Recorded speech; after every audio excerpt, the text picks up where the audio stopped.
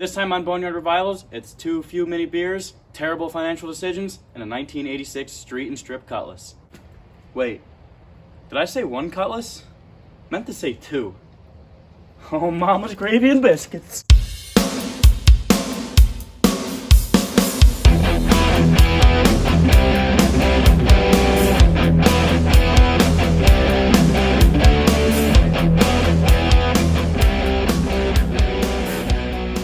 What do we have here?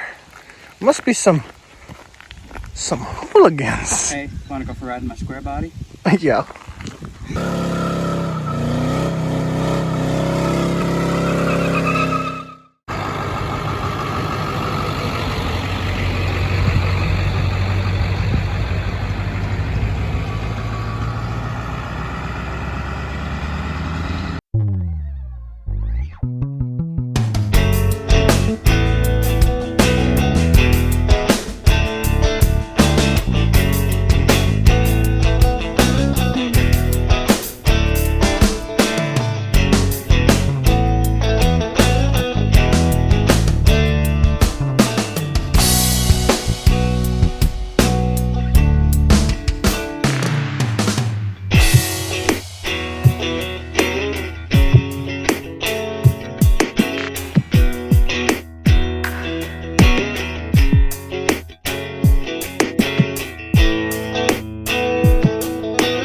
So as I previously stated, this is one out of the two Oldsmobile Cutlasses that I bought. The other one was the 85. This is the 86. This is actually going to be the car that we build into the Street and Strip car. Some of the cool stuff that we get to go over when some of the upgrades that have already been done to it is we already have a roll cage in here. So whoever was building this car was probably planning on it to be as fast, if not faster than a 10-second car, simply because NHRA rules are that if the car is faster than 10 seconds, you need the roll bar. That's not my game plan at first, but it's a nice feature to have because one day, one day you might be pretty quick.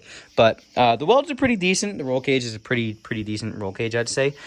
Everything comes up here into the engine bay. You know, we have all the welds all the way back into the trunk where they should be, so it's pretty cool. One of the other really cool features that this car has that someone installed before I got to it was this car actually has the Hurst line lock. This is the solenoid right here, wiring's right there. Pretty much, it's funny enough, it's already all plumbed up too, which is pretty freaking cool. Next thing that's really cool about this car, from what I'm being told, I'm gonna believe the guy because he was a super cool dude. Apparently there is a rear end. There's gonna be a 10 bolt obviously, but it's a rear end out of a Buick Grand National. So it's a 10 bolt. It has 410 posi rears from what I'm being told, and it's also an 8.5 ring gear. So should last pretty good. So there's really good stuff here. So this car has a lot of potential. Mind you, out of both cars, this one is actually in worse shape. The game plan here, I guess, is basically I hate these noses on these cars. It was a late 86, early 87 thing that they did where they changed to this style. I never liked this style. So the whole front clip of this car is coming off, and the waterfall grill, the ever so famous waterfall grill that I've grown to love, is going to go on this car. So basically the grill, the fenders, the hood, and the doors are all coming off the other car and going on this car.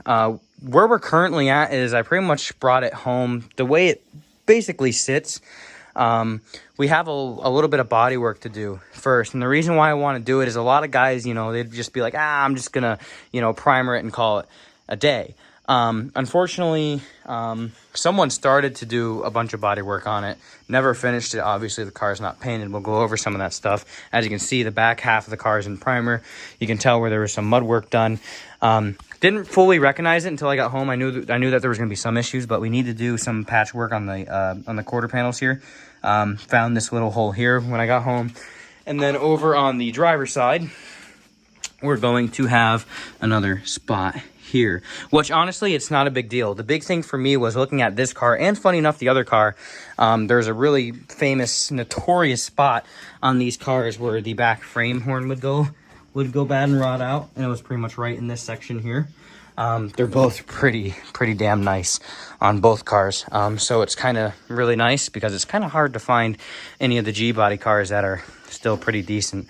So basically the point that we're at now and what I've been doing off camera is been working all the seal for the window, for the front windshield and the back windshield. I've been getting that all out because obviously this all needs to be painted and we're at that point. So basically I've been working on getting all that out. I do have a little bit of body work like I discussed with the quarter panels. Also, apparently from what the guy was telling me, this hood flew off the car on a windy day and cracked the roof. So I have to do a bunch of body work up here on the roof, which is going to kind of suck. Going to have to get a DA of some sort, do a bunch of sanding, redo all the mud work up here. The whole game plan is I wanted, and the reason, and again, I am so impatient. I hate doing body work. I hate sanding. I hate, you know, having to go through and do all that. I'm not patient, but I want to do it now and I want to get it done and out of the way because I want to paint this car and I want to never have to think about it again. You're probably wondering what color we're going to go with. I have a few colors in mind. First one was going to be a dark metallic red. I want to have metallic flakes in it, but I don't want to do that because that's the color that I actually want to paint the square body. So we're probably not going to do that. So my next options were, I kind of was thinking like, hey, maybe I should match the dark maroon interior because this interior is staying. I absolutely am in love with this interior. So next one was like, well, what if she did like a dark reddish orange with some metallic flake? Because I'm obsessed with a metallic flake. Don't mind me. I was thinking about that, but the other color that I was thinking too is I had always thought it'd be cool to have one of these cars dark metallic blue. So here's the parts car, 307, if I'm not mistaken. Come up here and check it. Quick way, yep, 307. I believe the tranny behind it is a 200 R4, which is gonna be a 4-speed automatic. Kind of cool. I just happened to do this. I don't know if you're ready for this. Ew, that looks like a water. So that's probably not good, which means the engine's filled with water, which is really not good at all. Which also means this quadra-junk's probably, you know, junk. And yeah, so that's pleasant. Pulled out the dipstick tube for the tranny. That's not as crisp as one would like to see it. So the tranny might be functional. I don't know.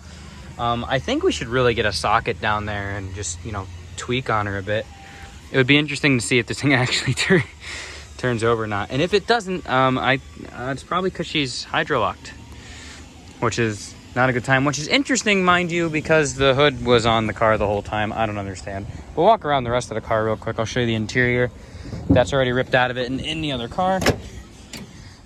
Like I said, the only really thing that kind of sucked about this car was the floor pan right there. As you can see, that's she's kind of trashed. Does have the shifter. Shifter's right here, so maybe come up with a linkage and maybe I'll use that one for now. I really don't want to, but floor shifter is a floor shifter. Dash, everything else ripped out of it. Steering column is ready to flop. We do have, is that original GM keyage? Yeah, that's an original GM key. Mind you, I did not see a door key in here, which is a slight concern. Here's these aluminum inlays that are gonna go in the drag car. These actually just kind of lay in there. Super, super nice. I was really happy to see how nice those were. Yeah, I haven't been in this car, so what you're seeing is what I'm seeing. Oh, little hole there. Yeah, solid unit. Very solid unit overall. Okay, maybe not. It'd be really cool to find. It'd be really cool to find a key. Yo, I got a free bucket too. That was kind of nice of them.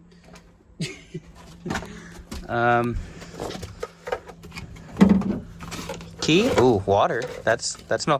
Dude, a free 13mm ratchet and gear wrench. The struts are shot for the trunk, but we got her open. Just get in there with the screwdriver and give it a little twist. And yeah, we have a bunch of extra trim pieces and stuff. Looks like the radio's in there. Brand new, no, maybe not brand new taillights, but better taillights than what's currently on it, which is cool because these are kind of cracked and faded right there, as you can see.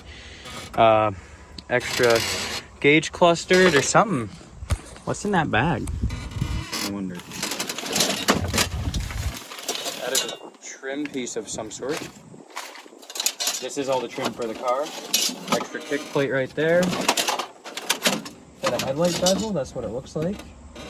That got bent. That was Another trim accessory.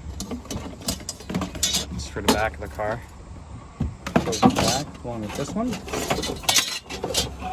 Extra visors.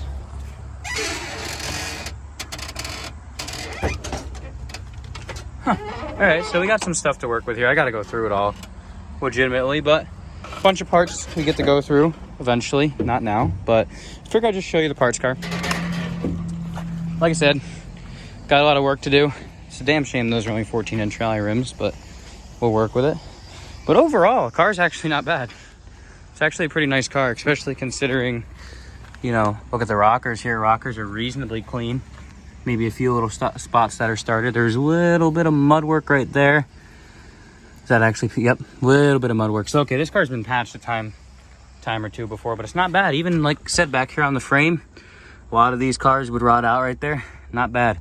Like I said, what is that, just starting there on the quarter? Honestly, the quarters really aren't that bad. Quarters might be in a little bit better shape on this car than they are on the other car. It looks like someone put a brand new exhaust on it. Probably not going to use this exhaust because it's a single in, dual out. Pretty sure it's just like some sort of Flowmaster kit. It's right there. Yeah, it looks like a Flowmaster. Looks like a Flowmaster to me. But yeah, overall not in bad shape. I checked, looked over a few of the brake lines. Those looked good. I'm not sure if I'm going to reuse them or not, but yeah, so parts car in pretty good shape. Honestly, if it wasn't for all the wiring ripped out and the engine being questionable, especially with that water, I was actually thinking about just slapping it together and throwing an extra set of bucket seats in it and maybe like running it around the lot a little bit. But you know, it's probably not going to happen now because that engine's probably locked over, but we can find out for definite. Just for shits and giggles here, what do we got on the dipstick tube? I don't know if I could call that milkshake. Actually looks like it was changed not too terribly long ago. It's just concerning to see water in the carb. But oh well. Pretty much junk anyway, so 305 is useless to me, so we're gonna figure something else out. Well, some good news that might be a little nice for you. Went ahead and got a socket down here on the crank bolt, and we were a little concerned about how much water was in there, but if I can get it to do it, hold on. Let's see. Oh, it does spin, which is a good thing.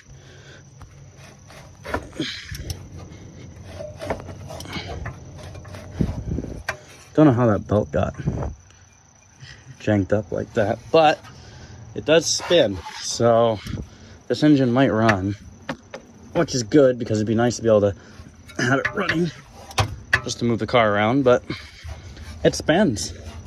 Sweet. So I went ahead to drop a radiator in it that my dad had laying around. Put that in. We just went ahead, looped the tranny lines. We're gonna see if we can get this thing to run to move it on and off the trailer, make my life a little easier.